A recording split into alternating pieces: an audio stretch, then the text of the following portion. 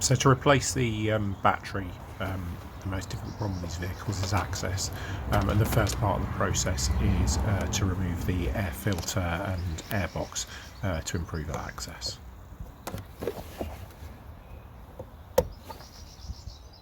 So there's a small orange tab that just slides back, and then you can lift the black tab and the MAF sensor is disconnected.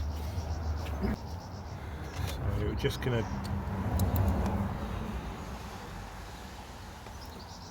that's free. Undo the airbox with these Phillips screw heads.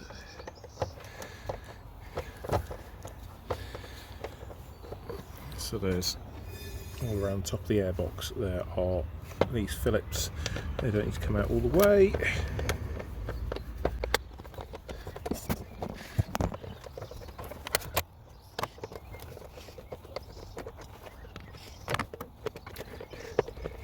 Three Phillips has got the 55 yet. I was looking at it more, I believe.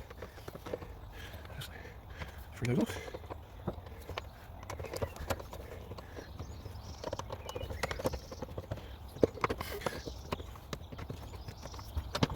Right.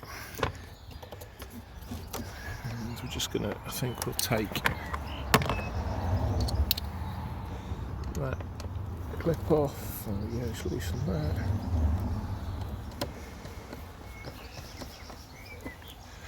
Just going to loosen the hose as well, give me room to manoeuvre this completely out of the way. Oh, actually, no, we'll take it off, it's just in the way. There we go, airbox and MAF out of the way. I'll take the filter out, it's looking a bit filthy. Right. And then this, which is, there's a, you can see the small get in there. A little peg that'll lift out there.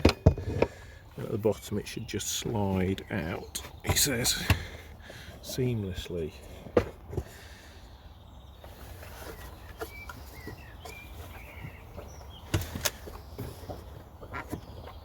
There we go.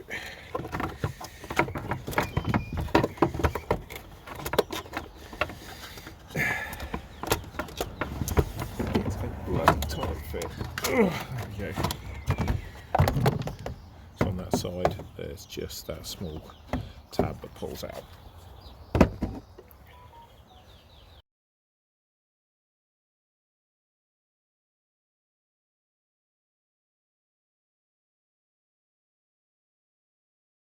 Next job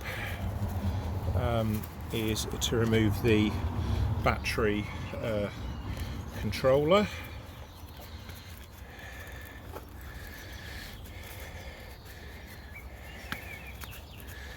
And I think at this point I will disconnect the battery to give me room to get that out. So we'll disconnect that, so that's off. Now this has a collection of sockets, I've got to remember where they are. So there's these 10 mils here which have got to come out.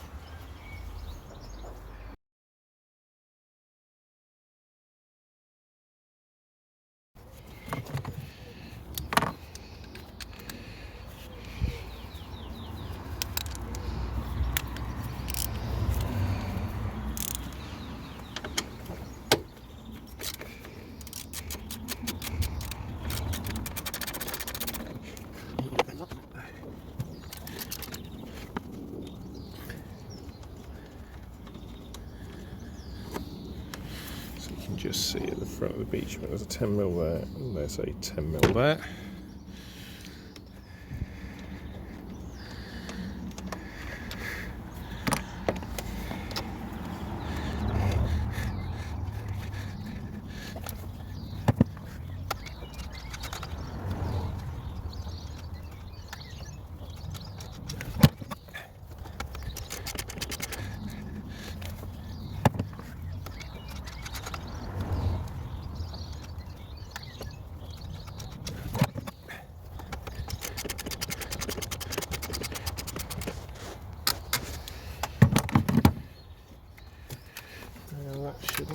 wiggle out. There we go. 3, almost 3/4 now.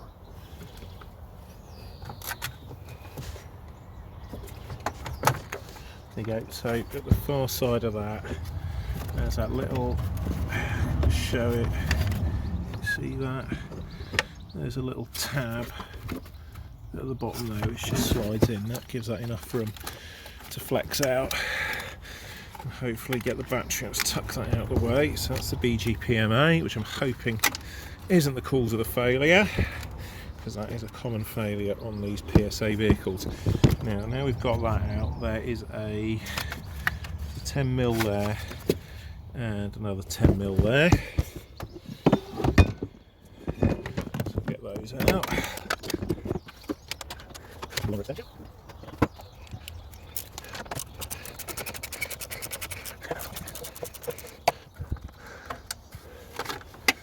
That's 3. Let's do that one. Spider been living down there. Cobweb everywhere, right. That 3.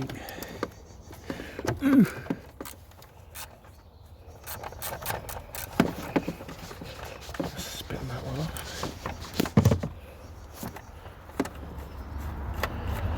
So we've got that nut off almost. Let's not drop those. 10mm there. There's nut off. I wonder if it will swing. So I'm not sure you need to take that nut off completely. That looks like there's enough room for that to swing. So if you can see, we've loosened those two off. Right.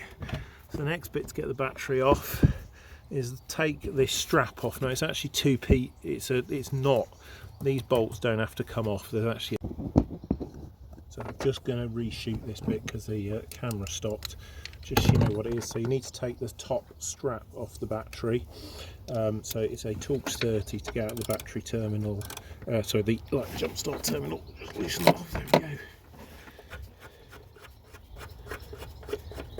So that just unscrews.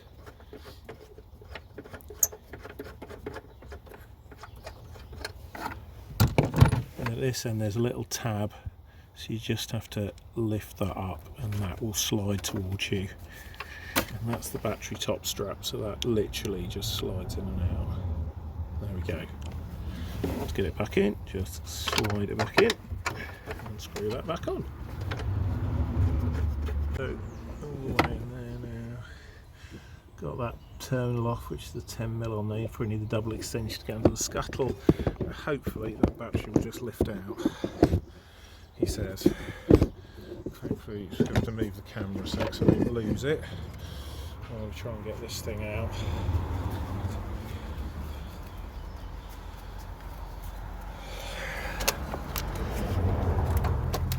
Yeah, there we go.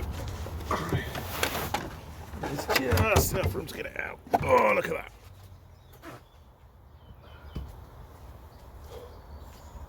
Right, got our replacement battery. I'm going to leave the turns on into the old Halfords. It's the stop-start battery.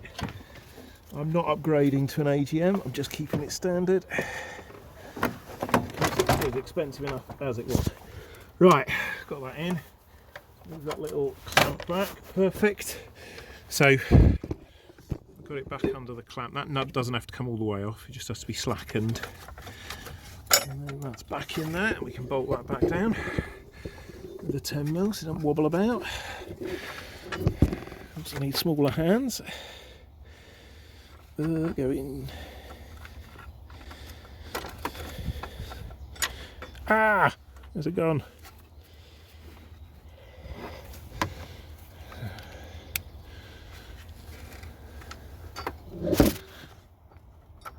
No.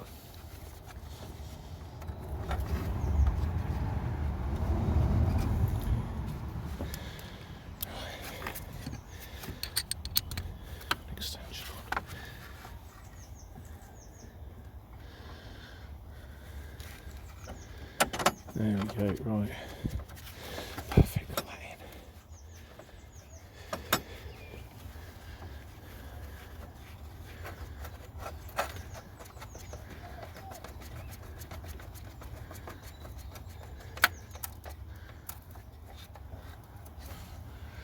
Okay, that's in, and we can just tighten that one up.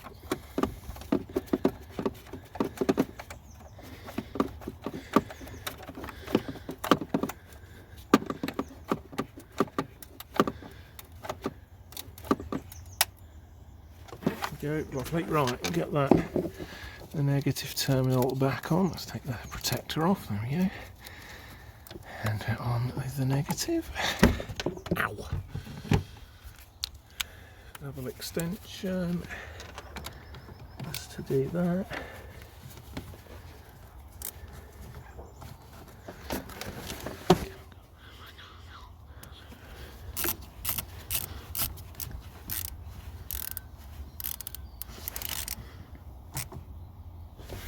So negatives in. Put this bit back in, so the plastic clip that obviously slides into this end over the terminal, and then the negative jump terminal just screws on.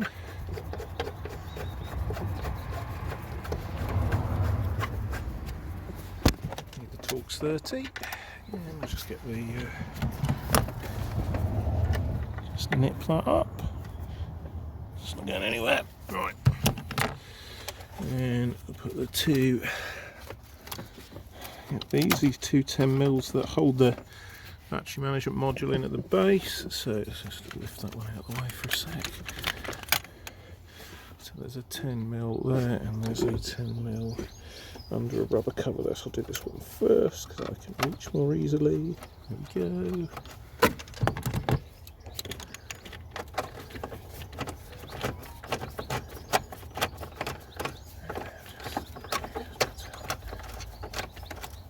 Go. Just take a second. Just nip that up. Go. I'll do the next one, which is another one just under there, under a little, if you can see that. So under this rubber cover. Why they design it like that, who knows? Oh, Jesus.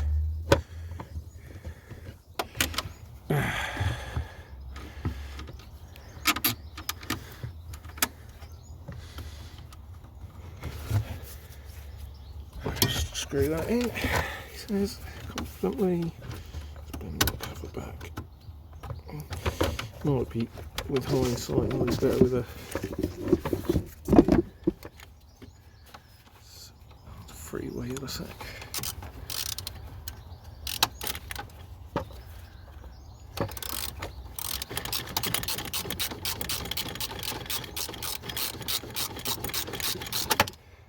It's come off again. You bugger.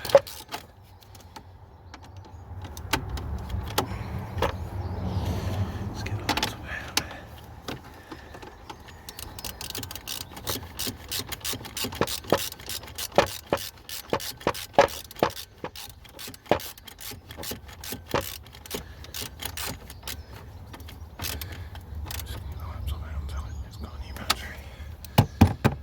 Right, let's reconnect this battery, see how we're doing. That's all in, yeah.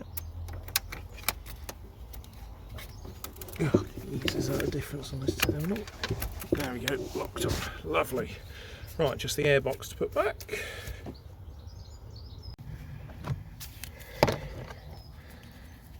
Nip that up.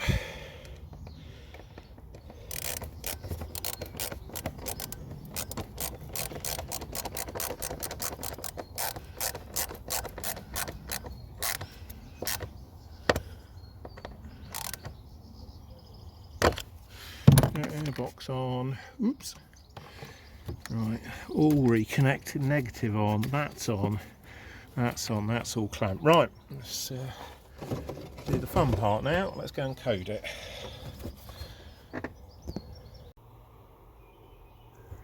So I discovered you don't actually need to code the battery as long as it's a like-for-like replacement.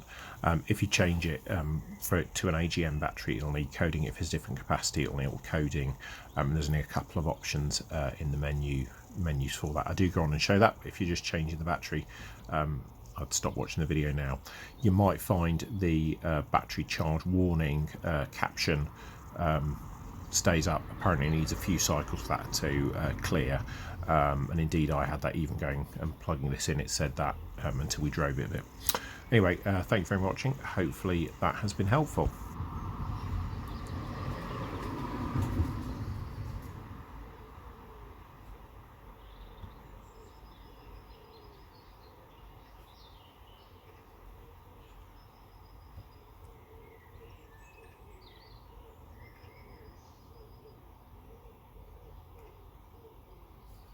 No faults there.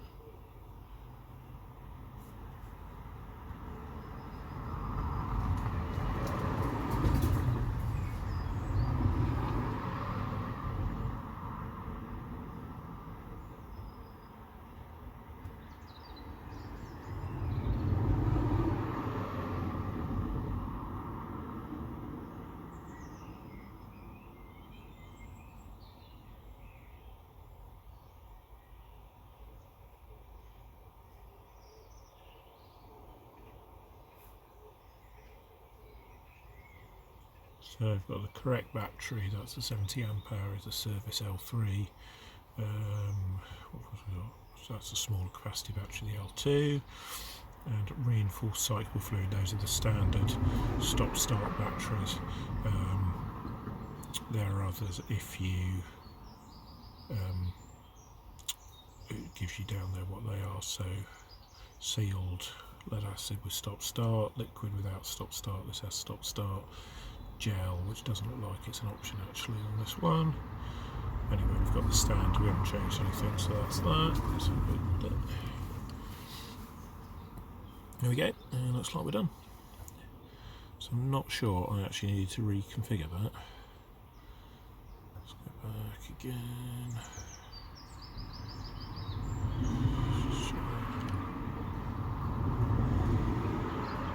Yeah.